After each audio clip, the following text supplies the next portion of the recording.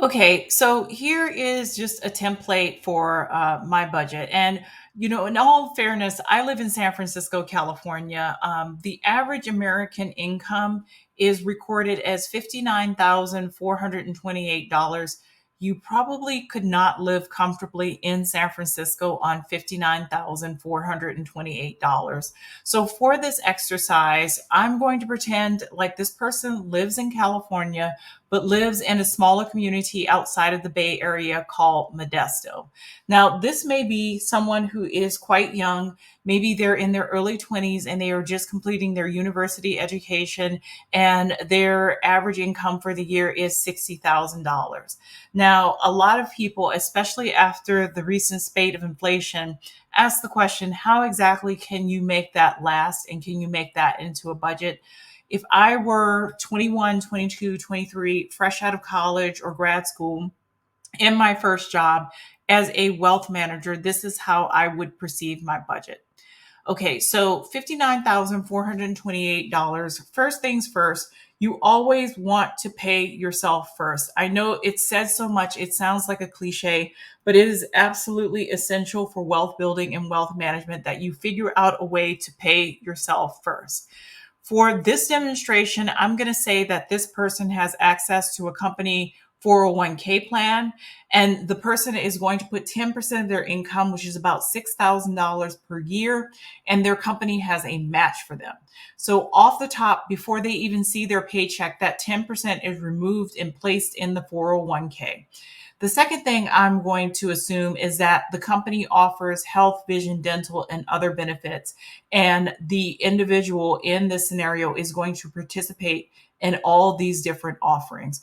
One of the biggest mistakes I see for young people coming out of grad school or coming out of college is they either don't participate in the company 401k program. Even if you don't get a match, you should still participate, and they don't participate. An even bigger mistake I've seen people do is that they think they can forego healthcare. It is idiotic to forego healthcare. It's usually heavily subsidized by the employer, and it is absolutely essential in case there is an accident or even for regular checkups and regular health matters to make sure that you choose to have health and vision and dental. For this scenario, we've set aside $8,000, and that's going to include the 401k contribution, health, vision, and dental. And we're also going to assume that this person pays 8% in state taxes because they're in California. Now, there are several states where you don't pay a state income tax, and that includes Alaska, Florida, Nevada, New Hampshire, South Dakota, Tennessee, Texas, Washington, and Wyoming. But be very careful. Just because you don't pay a state income tax doesn't mean that you don't pay taxes. For example, in Texas, the property taxes are extremely high. So you don't pay a state income tax, but you pay very high property tax. Or Nevada, for example, has revenue from gambling. So that is used to offset state income tax. But people ask me all the time about the states that you do not pay an income tax in, and those are the states that I just read out. But remember, if you're not paying an income tax from your income, the state is making up that taxation through property taxes, through increased cost of living, through some other means. So after we take into account the 401k, the health plan, the vision, the dental, and the state tax, you are left on a $59,428 a year salary with 24 pay periods, meaning you're paid on, let's say, the 15th and the 30th of every month. Each paycheck is going to look like $1,604.57. Okay, so let's do a budget. First things first is rent. I'm going to set aside $13.75 for rent.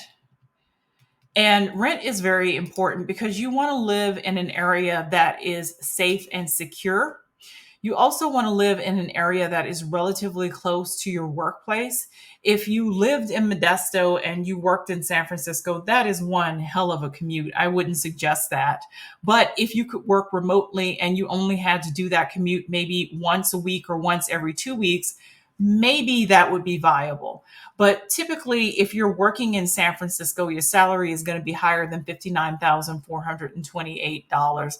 But it's important to live somewhere that is safe, somewhere that is secure, somewhere that is near work, and someplace where you can come in at all hours of the day and night and feel safe. You don't want to live somewhere that's only safe in between, sunrise and sunset, and you're basically trapped in your apartment after dark. You don't want to live somewhere where you're constantly looking out your window to see if your car has been broken into or stolen. It's really important to have peace of mind that when you go home at night or when you go home in the day, you are safe, you are secure, and your belongings are safe and secure. Personally, I would live in a studio. I have lived in a studio at various points in my life, and it has been just fine. And I lived in a studio with the specific intention of saving on rent. So if you're a single person, 22, 23, 24, living in a studio should be an option if it's in a safe, secure building and you feel good about where you live and coming in at all hours of the day and night. Now, car payments. Since COVID, used car payments have skyrocketed.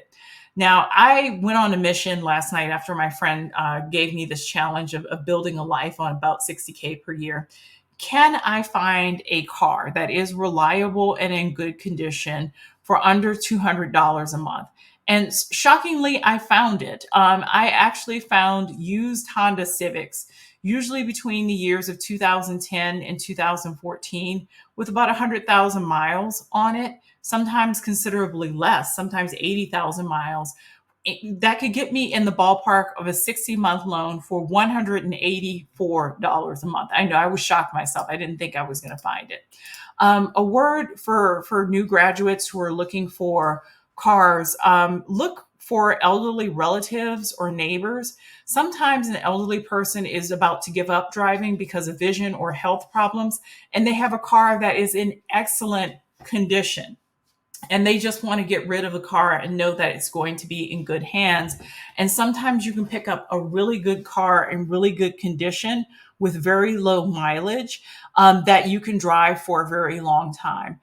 I really suggest for someone who is out of college, not buying a new car. I made that mistake fresh out of grad school, and it was a big financial mistake that I made. And I really recommend looking at Toyotas, Hondas, and Subarus.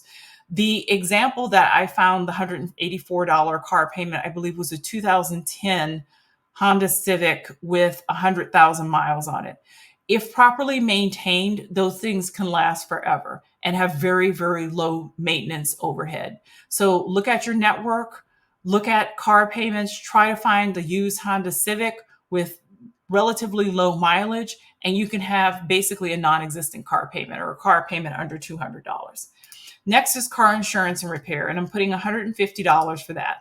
A huge mistake I see people starting out of university and grad school is they skimp or don't get car insurance. Huge mistake, huge mistake. You are putting yourself at huge financial liability by not having a good level of car insurance.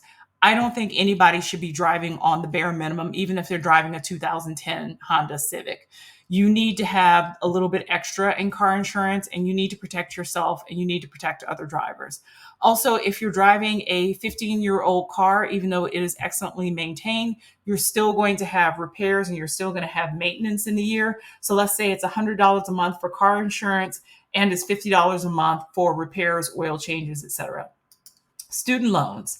Now, student loans is a tricky one. I'm putting in $200 a month with student loans. Okay. So $200 a month student loans with a 10-year payback period, you probably borrowed in the ballpark of maybe $18,000 to maybe $21,000 for the entire 4 years that you were in that institution earning that degree. It is very important, and I'll do a whole other video on this because I feel very strongly about student loans. It's important to be careful what you borrow because it comes back to haunt here. Oftentimes, your first salary out of college may not be that stellar, and you still have to pay rent, you have to get a car, you have to get car insurance. And if this student loan was $500 a month, everything would fall apart. basically everything would fall apart. So I'm going to put $200 a month with student loans, and we're going to talk about student loans in depth another time. Okay, for food, $450 for food for one person for a month eating responsibly. That should be enough, maybe for a few meals out, but not for a ton of meals out. This is really bare bones here.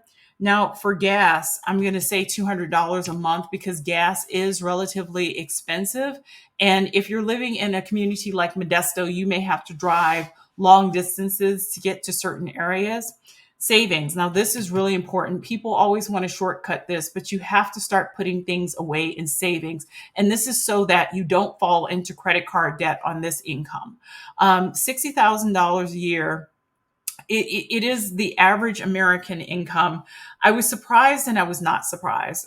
In San Francisco and doing wealth management and dealing with high net worth and ultra high net worth individuals, I'm used to seeing like eye popping salaries, half a million a year, $750,000, over 1.5 million a year. And it's very humbling in some ways to see what the average American earns, because the average American earns nowhere near that and will never earn anywhere near that, and needs to take this 60 grand a year and make it stretch. And so with that, comes the concept of savings, and savings becomes even more important. It's very easy on $60,000 a year to fall seriously into debt, and you want to prevent that. And you prevent that by building up savings over time. How much savings? I typically say 6 to 8 months living expenses. $200 a month is going to take a while to get there, but I'm going to say something at the end of this that's going to bring this all together.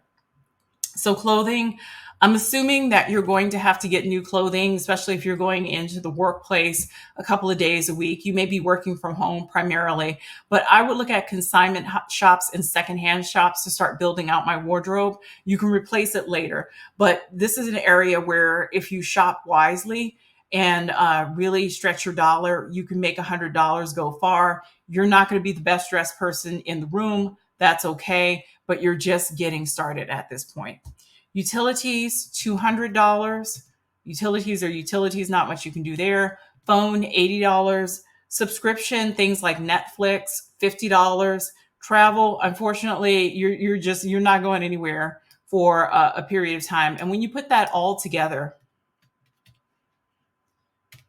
you get about $3,200 a month, and that's in alignment with here. But it's very bare minimal. It's very right up to the bumper. You can't spend anything more. And I will say this: if you are earning $59,428 a year, your full-time job is your full-time job. Your second full-time job is figuring out how you can make more money, right? Because this is tight, and your goal is to loosen this up and make more money.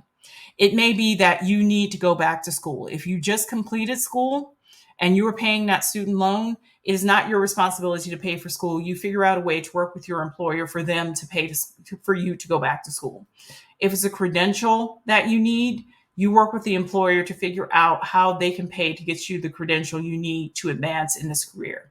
If you're with an employer who refuses to advance you and refuses to pay you more, you work here for a year or 18 months and then you move on. You do not stay stuck earning $59,428. It is really hard as a single person to make a living with this, and you need to advance.